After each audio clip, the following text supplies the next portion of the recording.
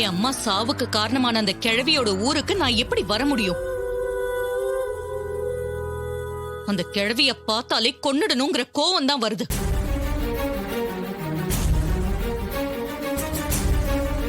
இத பாருமா, உங்க அப்பாவை அனுப்புறதுலயே எனக்கு எந்த விருப்பமும் இல்ல. சின்ன மாப்பிள்ள சொன்னாருங்கிறதுக்காக தான் நான் அனுப்புறேன். தேவையில்லாம டைம் எல்லாம் வேஸ்ட் பண்ண வேண்டாம். என் மனசெல்லாம் மாறாது. நீங்க கிளம்புங்க. அப்படி சொல்லுக்கா. இன்னைக்குதான் நீ உன் முடிவுல ஸ்ட்ராங்கா இருக்க. ஊர் தலைவரா கூட நீ எதுக்கு அந்த ஊர் கும்பாபிஷேகத்துக்கு போய் அவங்களுக்கு பெருமை தேடி தரணும்?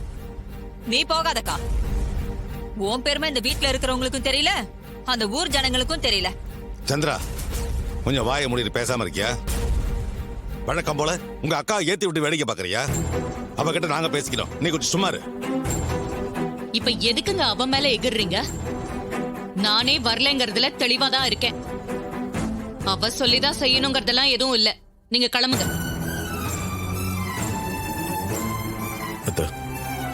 வீட்டு கொஞ்சம் தனியா பேசணும். என்ன எதுவா இருந்தாலும் இங்கே பேசு. தனியா கூட்டிட்டு போய் என்ன பேச போற? சித்தி, இப்பதானே அப்பா சொன்னாரு, நீங்க கொஞ்சம் பேசாம இருக்கீங்களா? அவரு அம்மா கிட்ட ஏதோ தனியா பேசணும்னு நினைக்கிறாரு. பேசட்டும், விடுங்களேன். சரிங்க மாப்பிள்ள, நீங்க வாங்க.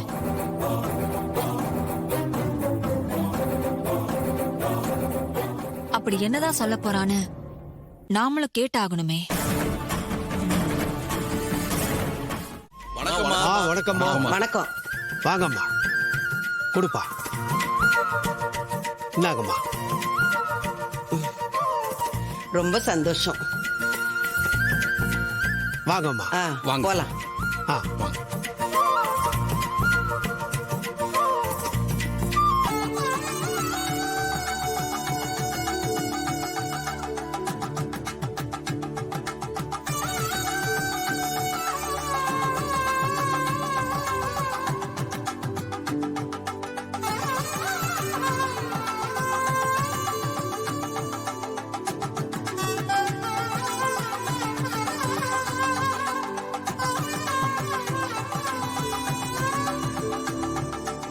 அம்மா, தாயே.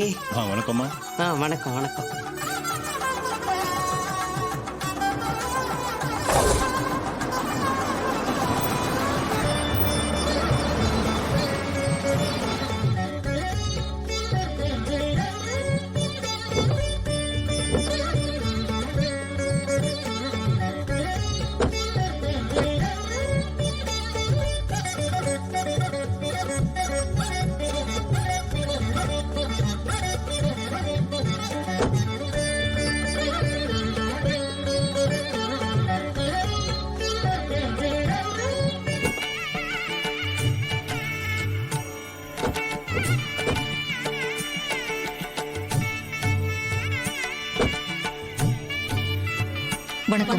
வணக்கம். வணக்கம். வணக்கம். வணக்கம்.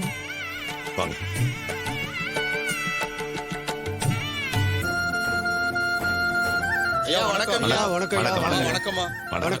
வணக்கம். அந்த சால்வையை கொடுப்பா. அம்மா, இந்தாங்கம்மா. ரொம்ப நன்றி. நீங்க வந்ததுல எங்களுக்கு ரொம்ப சந்தோஷம். நீங்க கூப்பிட்டப்போ வரமாட்டேன்னு சொல்லிட்டு இப்ப வந்திருக்கிறத பார்த்து நீங்க ஆச்சரியப்படலாம். நான் இந்த கும்பாபிஷேகத்தை பார்க்கணுங்கிறதுக்காக வரல. ஒரு ஊர் தலைவரா மரியாதைக்கு வந்திருக்கேன், அவ்வளவுதான். எப்படி இருந்தா என்னம்மா, நீங்க வந்ததே எங்களுக்கு ரொம்ப சந்தோஷம். நாங்க உங்க மேல பெரிய பழிய சுமத்தே ஊரை விட்டு ஒதுக்கி வச்சிருவோன்னு சொன்னோம். நாங்க செஞ்சதும் பெரிய தப்பு தான். நீங்க அதெல்லாம் பெருசா எடுத்துக்காம பெருந்தன்மையோட வந்திருக்கீங்க. எங்களுக்கு இதுவே போதுமா. ஆமாம்மா, நீங்க வந்தது எங்க எல்லார் மனசுக்கும் நிறைவா இருக்கு. ரொம்ப சந்தோஷமா இருக்குமா.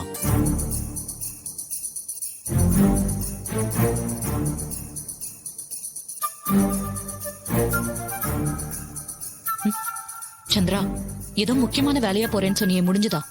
முடிஞ்சிருச்சுக்கா. ஒன்னும் பிரச்சனை இல்ல. வாங்கம்மா, பூஜை ஆரம்பிச்சிடலாம். வாங்கம்மா. வாங்க. வாங்க ஐயா. போங்கப்பா. ஏய், மாப்பிள்ளைக்கு ஏதோ உண்மை தெரிஞ்சிருக்கு. அத கும்பாபிஷேகத்துக்கு அப்புறம் சொல்றேன்னு சொல்லிருக்காரு.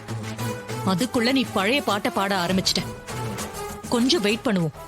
அவர் என்னதான் சொல்றாருன்னு பாப்போம். என்னக்கா இப்பவும் நீ அவனை விட்டு கொடுக்காம தான் பேசுற? சரி இரு, தெரிஞ்ச உண்மையை எதுக்கு கும்பாபிஷேகம் முடியற வரைக்கும் சொல்லாம இருக்கணும்? அதை இப்பவே சொல்லலாம்ல.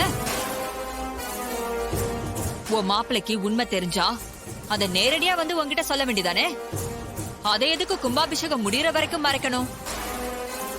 நீ நல்லவ வல்லவன்னு நம்புற அந்த மாப்பிள ஏதோ ஒரு காரணத்துக்காக தான் உன்கிட்ட சொல்லாம மறைச்சிட்டு இருக்கான். அப்படியா சொல்ற? ஆமாக்கா, அந்த கிழவி குடும்பத்துக்கு தான் இந்த கும்பாபிஷேகம் நல்லபடியா நடக்கணுங்கிற தேவை இருக்கு. அதுக்காக தான் மாமாவை இங்க கூட்டிட்டு வந்து கும்பாபிஷேகத்தை எப்படியாவது நடத்த பாக்குறாங்க. அண்ணாமலை குடும்பம் புத்தம் புதிய மெகா தொடர் நவம்பர் 24 முதல் திங்கள் முதல் சனி வரை மதியம் 2:30க்கு உங்கள் ஜீ தமிழில். கும்பாபிஷேகத்துக்கு முன்னாடியே உன் டிரைவர் மாப்பிள்ள உண்மை எல்லாத்தையும் சொல்லிட்டா நீ மாமாவை கும்பாபிஷேகம் பண்ண விடாம கூட்டிட்டு போயிடுவேன்னு பயந்துதான் அவ வந்து உண்மையை உன்கிட்ட சொல்லாம மறைச்சிட்டு இருக்கான். இததான் நீ புரிஞ்சுக்க மாட்டேங்கிற. இல்லடி, நீ எதையோ பேசி என்ன குழப்ப பாக்குற. நான் இன்னும் நம்புறேன் அந்த கிழவியோட பேரன் நம்ம மாப்பிளையா இருக்க மாட்டாருன்னு. அந்த கிழவியோட பேரன் வேற யாரோவதான் இருக்கணும். என்னக்கா? ஐயோ, இன்னும் உனக்கு எப்படி சொல்றதுன்னு எனக்கு புரியல. அவனை ஏன் நீ இவ்ளோ நம்புறன்னு எனக்கு புரியல. நீ இவ்ளோ நம்பிக்கை வைக்கிற அளவுக்கு அவன் தகுதியானவனே இல்ல. வாய மூடு சந்திரா. அவரை பத்தி குறை சொல்றதே உனக்கு வேலையா போச்சு. கும்பாபிஷேகம் முடிஞ்சதும் எல்லா உண்மையும் தெரிஞ்சிட போகுது. அது வரைக்கும் நீ கொஞ்சம் பேசாம இரு.